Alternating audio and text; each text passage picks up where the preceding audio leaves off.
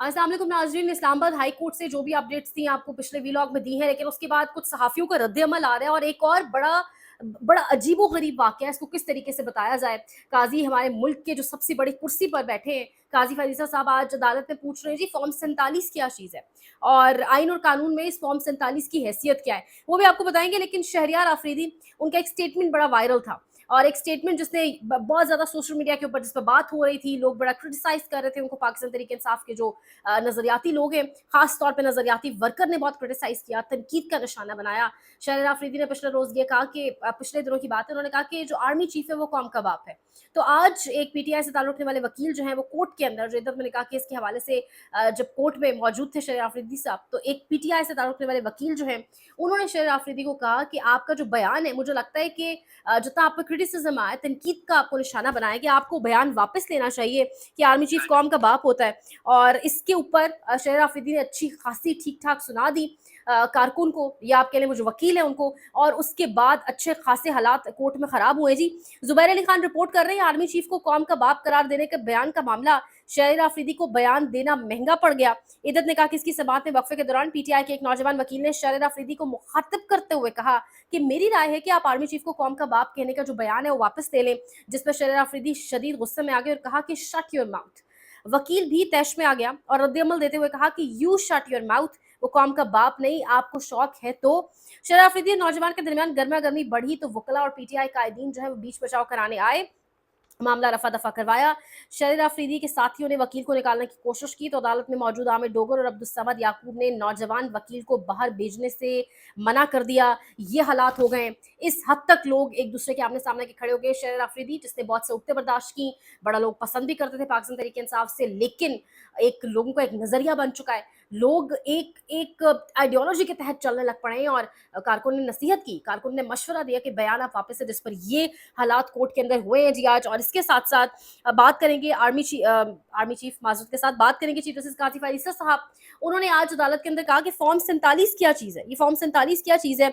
आप अंदाज़ा लगा लें फ़ॉर्म 47 क्या चीज़ है, यानी पूरे के पूरी हुकूमत अगली बैठ गई आके फ़ॉर्म 47 के ऊपर और हमारे आर्मी चीफ साहब कह रहे हैं कि ये फ़ॉर्म 47 ये क्या चीज़ है? आज इस्लामाबाद हाई कोर्ट में जो हुआ है, इस्लामाबाद हाई कोर्ट के जस्टिस तारिक महमूद जहांगीर ने जिस तरीके से पासा पलट के रख दिया है, जिस तरीके से तमाम काया पलट गई है, चीखें आपको बाकायदा सुनाई देंगी इसके बाद हुकूमत की, इस फॉर्म 47 के सेटअप की, इनके खास तौर पे हैंडलर्स की। उसके बाद कुछ सहाफ़ियों का रद्द-ए-अमल आया, लेकिन मतीउल्लाह जान, वो सहाफ़ी जो बहुत ज़्यादा खास तौर पे जो वक़्त का काज़ी, जो काज़ी फ़रीसा साहब मौजूद हैं, इनके कसीदे पढ़ते नहीं थकते थे। मतीउल्लाह जान साहब, नो मैटर आप उनसे जितना ज़्यादा इख्तिलाफ़ करें, बट एक साइड लेने वाले सहाफ़ी हैं और एक लाइन के सहाफ़ी हैं। वो अलग बात है, आप अरशद शरीफ वाले मामले पर उनसे 100 इख्तिलाफ़ात कर सकते हैं, बिल्कुल बजाय। मतीउल्लाह जान साहब का क्या रिएक्शन आया है, मैं आपके सामने क्विक कुछ रखती चलूँ रिएक्शंस। सबसे पहले ये सुनिएगा, इन्होंने बड़ी बात की है, बड़ी डीप बात की है, गहरी बात है, बड़ी आसानी से समझ आएगी, सुनिएगा। मगर जिस वक्त हमें साकिब के साथ नस का सामना है, जिस किस्म की खामोशी उनकी तरफ से दिखाई जा रही है और जिस तरीके से न सिर्फ ये कि इस्लामाबाद हाई कोर्ट के दूसरे हाई कोर्ट के जजों को डिस्ट्रिक्ट को हरासा किया जा रहा है, और उसके बाद हम देखते हैं कि जिस तरह इलेक्शन पैनल के जजों के खिलाफ प्रोपेगेंडा चलाया गया है, और कल ही हम देखते हैं कि तारिक महमूद जहांगीरी से मुताल्लिक अचानक ही हमारे जो नंबर वन दिमाग है उनको ये पता चला है कि उनकी डिग्री शायद मशकूक है, और अचानक हम सोशल मीडिया पे और शहरियों की तरफ से, तो बल्कि ऐसे मशकूक और मुबैना तौर पर करप्ट शहरियों की तरफ से भी दरख्वास्तें आ रही है। वो कह रहे हैं कि मुबैना तौर पे करप्ट शहरी, अचानक नंबर वन जो है उनका दिमाग चल पड़ता है और तारिक महमूद जहांगीरी की अचानक से मुबैना तौर पे जो जाली डिग्री सामने आ जाती है, वो भी करप्ट शहरियों की जानिब से ये दरखास्त सामने आती है। ये वही मामला है जिस पर आज तमाम फुल कोर्ट बैठी है इस्लामाबाद हाई कोर्ट के अंदर, एक खलबली मच गई है इस्लामाबाद में इस वक्त, और जिस तरीके से फुल कोर्ट ने बैठ के खबरदार किया, तंबी की है। नो डाउट समाज छुट्टियों, गर्मियों की छुट्टियों के बाद तक मुलतवी कर दी गई है, लेकिन आमिर फारूक साहब के हवाले से ये कहा जा रहा है कि जस्टिस आमिर फारूक जो है उनके साथ टी टाइम में, टी ब्रेक में बाकी जजेस बैठना पसंद नहीं करते। आमिर फारूक का माइंडसेट बिल्कुल मुख्तलिफ है, बाकी जजेस का माइंडसेट बिल्कुल मुख्तलिफ है। ये जो आज आमिर फारूक के साथ एक मशावरती इजलास हुआ है तमाम तर जजेस का, और जो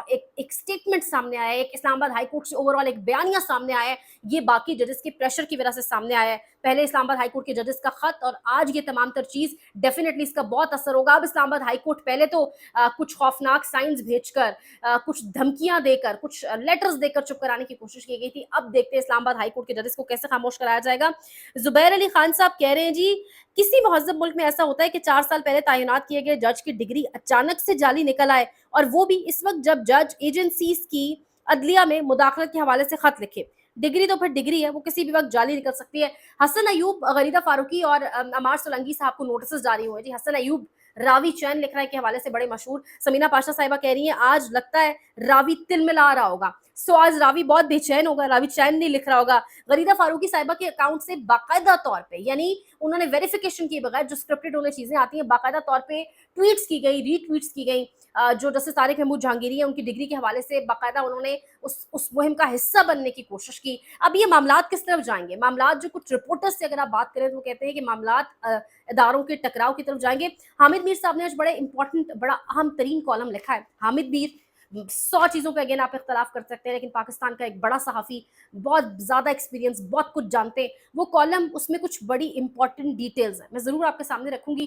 चैनल को दरख्वास्त है लाइक करें, शेयर करें, सब्सक्राइब करें। हमें रोका जा रहा है बात करने से और बहुत ज़्यादा रिस्ट्रिक्शंस हैं। अब ये फायरवॉल जिस तरीके से कंटेंट को फ़िल्टर्स लगा के रोका जा रहा है, तो इस तमाम तर सिनेरियो के अंदर, सिचुएशन के अंदर डेफिनिटली आपकी सपोर्ट चाहिए। चैनल को लाइक करें, शेयर करें, कमेंट सेक्शन में जाके अपनी कीमती राय का इज़हार करें, फीडबैक करें, पॉजिटिव, नेगेटिव जैसे भी कमेंट्स आप करें ताकि हम इम्प्रूव कर सकें, ताकि जैसा कंटेंट आप चाहते हैं मज़ीद हम उस पर बात कर सकें। और इसके साथ-साथ सियासत.pk पर भी आप मुझे देख सकते हैं। ख़याल रखिएगा। अल्लाह के बाद।